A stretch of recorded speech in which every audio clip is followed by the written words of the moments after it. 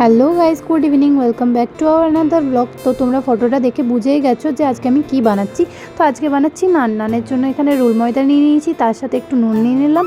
আর এটাতে baking powder, baking soda দুটোই দেয়। তো বেকিং পাউডার যেহেতু ছিল না, তার জন্য বেকিং সোডাটা একটু বেশি করে দিলাম। তারপরে দিয়ে দিলাম 2 চামচ চিনি, তারপর দিয়ে দিলাম কাসুরি মেথি। তো মেথি পাতাটা একটু বেশি দিচ্ছি কারণ ওটাতে গন্ধটা খুব ভালো লাগে।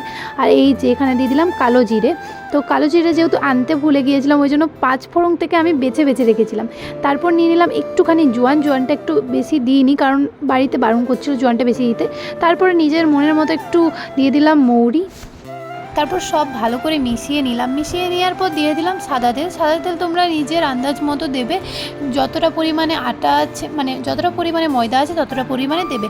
তারপর দিয়ে দিচ্ছি এখন টক দই। টক দইটা আমি পুরোটাই দিয়ে দিচ্ছি।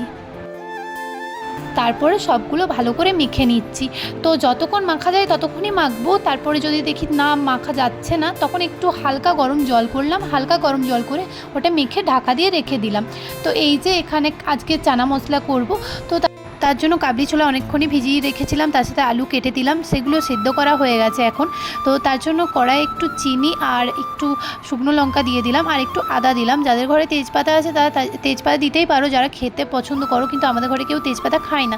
তো তার জন্য আদাটা যতক্ষণ কাঁচা কাঁচা গন্ধটা থাকবে ততক্ষণ একটু নেড়ে নেব। তো তারপরে যাদের ঘরে টমেটো আছে টমেটো দেবে, আমাদের টমেটো ছিল না, তো তার জন্য একটু সস দিয়ে দিয়েছিলাম। আর সমস্ত মশলাগুলো দেওয়ার সময় আর ভিডিওটা করতে পারিনি কারণ আমি একা একা যেহেতু ভিডিও করছিলাম। তারপরে এই কাবলি ছোলা আলু সব একসাথে মিশিয়ে একটু ভালো করে নেড়ে নেবো। তারপরে এই চানা মশলাটার আজকে আনা করিয়েছিলাম, ওটা একটু দিয়ে দেবো। চানা মশলা দিয়ে আমি কোনোদিন করিনি, তো আজকে ফার্স্ট টাইম করব। আমি কাবলি ছোলাই কোনোদিন করিনি, আজকে ফার্স্ট টাইম করব। তো কাসুরি মেথি আরেকটু দিয়ে দিলাম। এবারে কম পরিমাণে দিয়েছি কারণ যেহেতু নানটাতে অনেকটা দিয়েছি, তার জন্য এটাতে কম পরিমাণে দিয়েছি। তারপর কষানোর পর একটু জল দিয়ে দিলাম, জলের পর একটু নুন দিয়ে দিলাম কারণ প্রথম থেকে একবারও নুন দিইনি, আমার মনেই ছিল না নুন দেওয়ার কথা। তো তারপরে একটু নুন দিয়ে দিলাম আর একটু কাঁচা লঙ্কাও দিয়ে দিয়েছি অনেকক্ষণ আগেই। তো তোমরা অনেকেই বলতে পারো যে চানা মশলাটায় পেঁয়াজ রসুন দিইনি কেন, কারণ আজকে শনিবার, আমরা শনিবারে কেউ পেঁয়াজ রসুন খাই না, তার জন্যই দিইনি। তারপরে মাকে দেখালাম, মা বললো আর একটু সামান্য জল দে কারণ আমাদের একটু ঝোল ঝোল রাখতে হবে, না হলে ভেবেছিলাম একটু মাখামাখাই করব।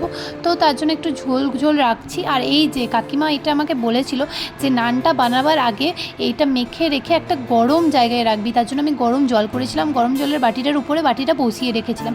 এই যে আমার চানা মশলা রেডি, এবার বানাবো নান। তো এই যে লেচি কেটে নিচ্ছি, লেচি কেটে এবার এক এক করে রাখছি, তারপর বেলবো। তো আজকে রোল ময়দাটা একটু নরমই হয়ে গেছিলো কারণ লাস্টের আজ একটু বেশি জল দিয়ে দিল আমি যখন জলটা ঢালতে বললাম ওকে মাখার সময়। তো এবার আমি এক এক করে বেলে নিচ্ছি। তো খুব একটা অসুবিধা হচ্ছে না, কিন্তু তাও আরেকটু শক্ত হলে বেশ ভালো হতো। তারপর অনেকক্ষণ যেহেতু মেখে রাখা আছে, তো তার জন্য একটু নরম হয়ে গেছে। তো এটা আমি ফার্স্ট টাইম নান বানাচ্ছি, আমি কোনো দিন বানাইনি, মানে খেয়েছি অনেকের হাতে। তো কাকিমার হাতে নানটা খুব ভালো লেগেছিলো। রাজ বলল তো কাকিমাকে জিজ্ঞেস করো যে কীরকম করে বানিয়েছিল। তো তার জন্য সকালবেলাতে কাকিমাকে ফোন করে জিজ্ঞেস করেছিলাম যে কি করে বানালে খুব সুন্দর নানটা খেতে হয়েছিল। তো ওই জন্য কাকিমা রেসিপিটা বলেছে, কাকিমার রেসিপি অনুযায়ী আমি করেছি নানটা আজকে। তো এত সুন্দর ফুলেছে, মানে দারুণ ফুলেছে। তো কাকিমা আমাকে বলেই ছিল যে যদি তুই নানটা ওটা মাখার সময় মেখে পর যদি গরম জায়গায় রাখিস তাহলে খুব সুন্দর ফুলবে। তো তার জন্য আমি গরম জায়গায় রেখেছি। আর প্রত্যেকটা নান দেখো অসাধারণ ফুলছে, খুব সুন্দর সুন্দর ফুলেছে প্রত্যেকটা নান। একটা দুটো হয়তো ফুলেনি, কিন্তু বেশিরভাগ নানই ফুলেছে। তো এই যে সব নান একে একে ছাকা হয়ে গেছে। আর রাত যেহেতু বললো পেঁয়াজ খাবে, তার জন্য আমি ওর জন্য আলাদা করে গোল গোল পেঁয়াজ কেটে দিয়েছি। তো তোমরা দেখে বলো যে কেমন লাগছে, খাওয়াতে তো পারবো না। তো চলো, সবাইকে টাটা।